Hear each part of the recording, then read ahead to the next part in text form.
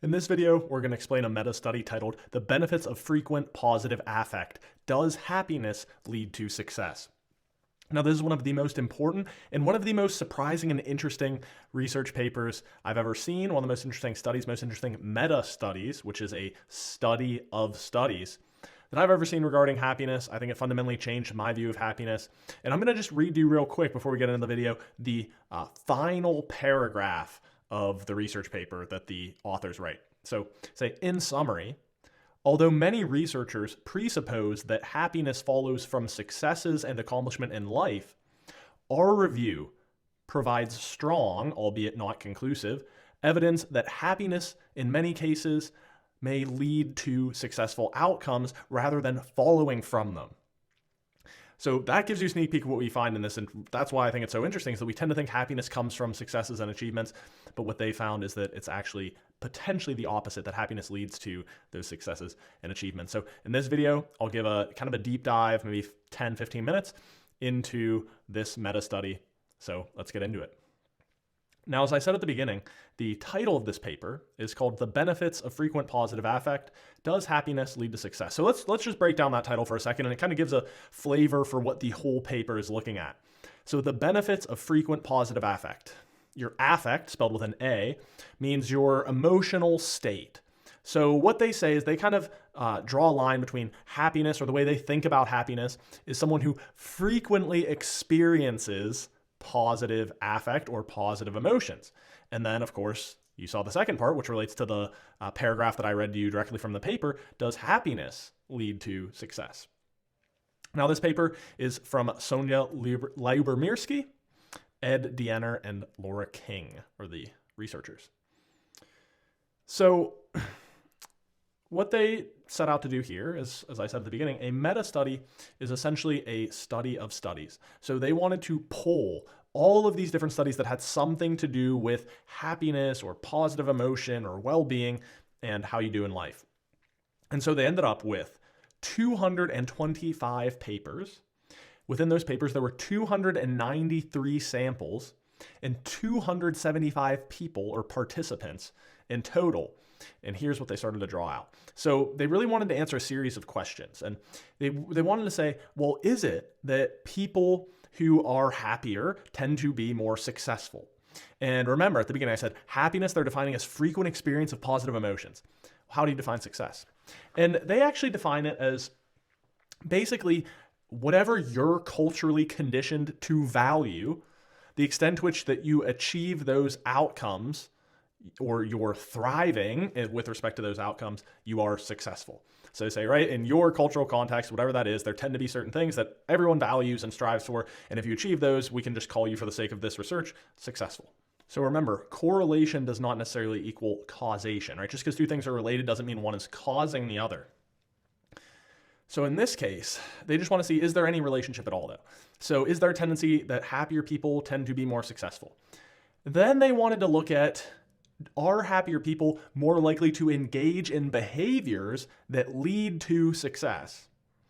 And then they wanted to start to look at, okay, well, knowing those first two things, does happiness actually precede success?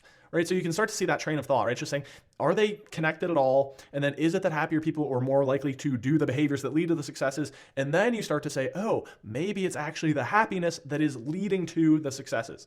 So let's go through each of these questions in turn. The first one, are happy people successful?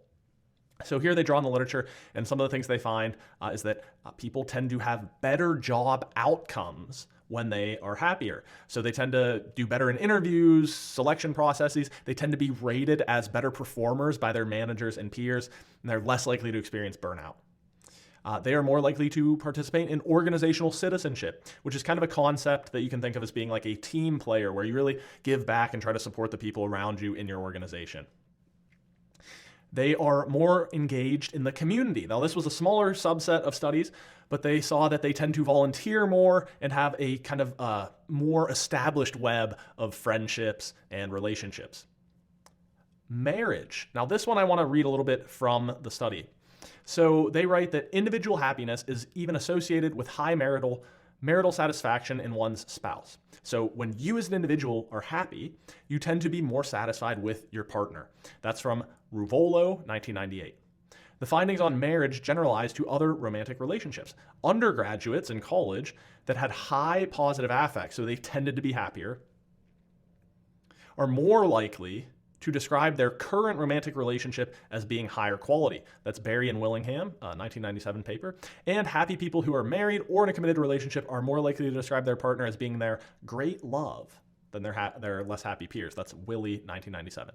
So what all of those are suggesting is that you as an individual, when you are happier, you're more satisfied in your romantic relationships and you're more likely to have success in that relationship because you're more satisfied with it, right? So right there, we start to see how happiness tends to be related, you as an individual, right, tends to be related to how well that relationship goes.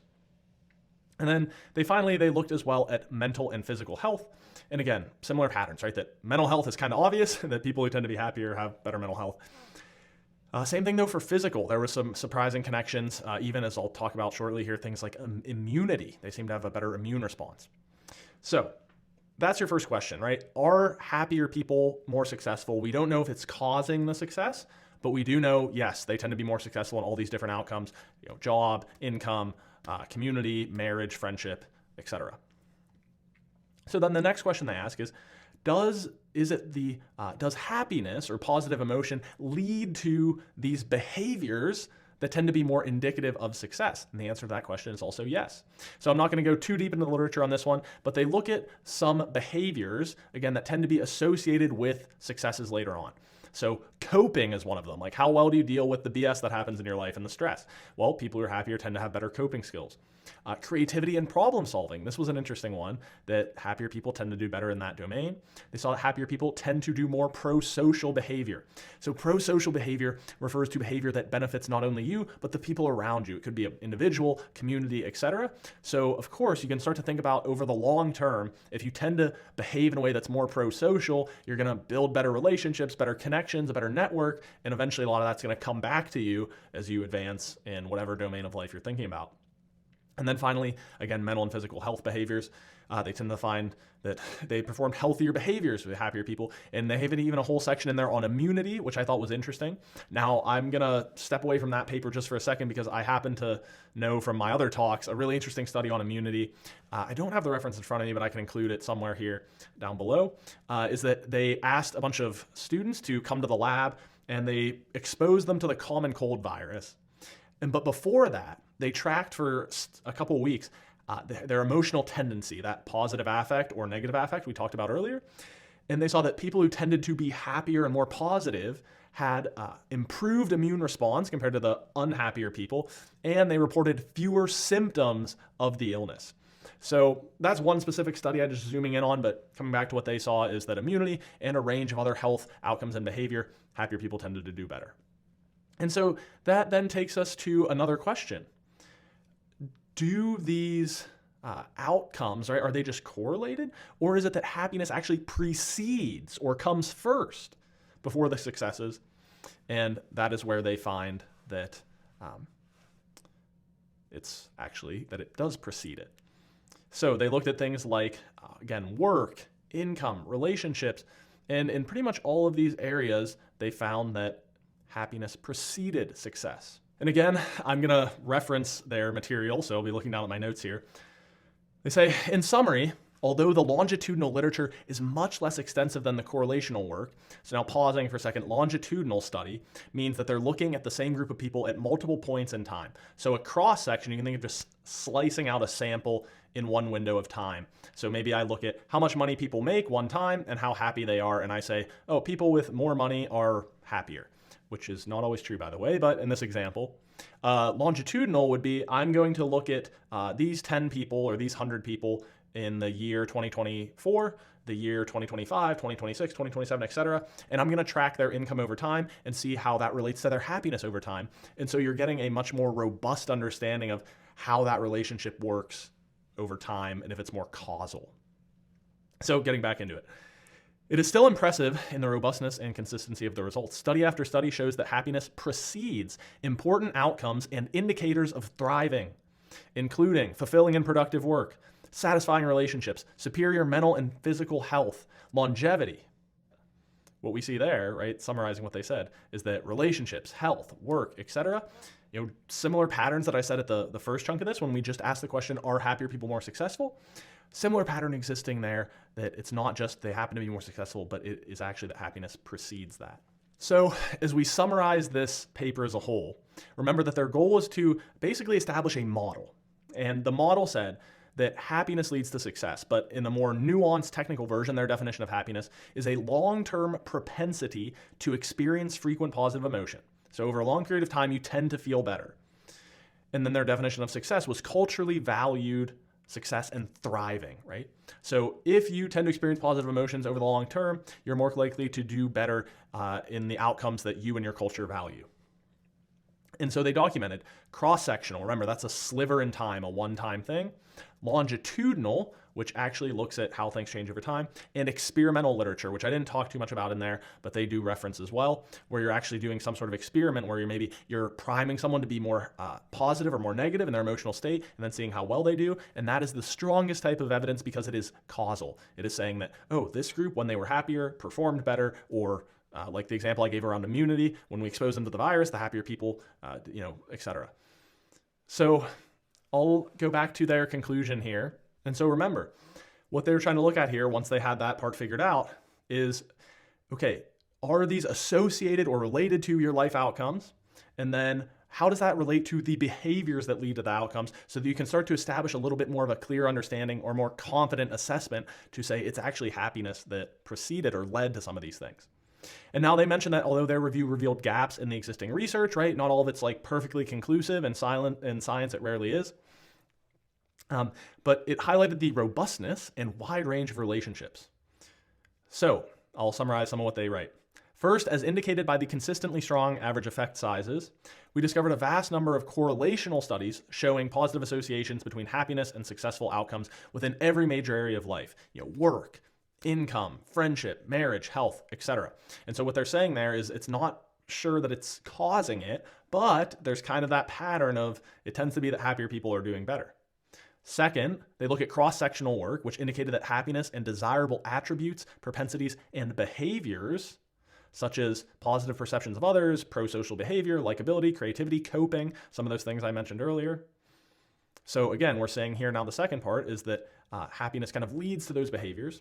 And then third, although the longitudinal literature was limited, it was persuasive in showing that many of the correlations that we had documented were replicated within the temporal sequence, meaning that long-term happiness does precede the successful outcomes with which it correlates, and both long-term happiness and short-term positive affect precede the desirable resources and characteristics. So they started to say a lot of this is suggesting that happiness does come first.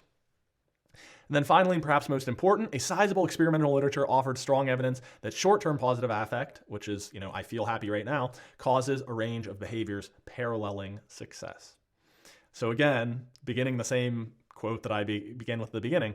In summary, many researchers presuppose that happiness follows from successes and accomplishments in life.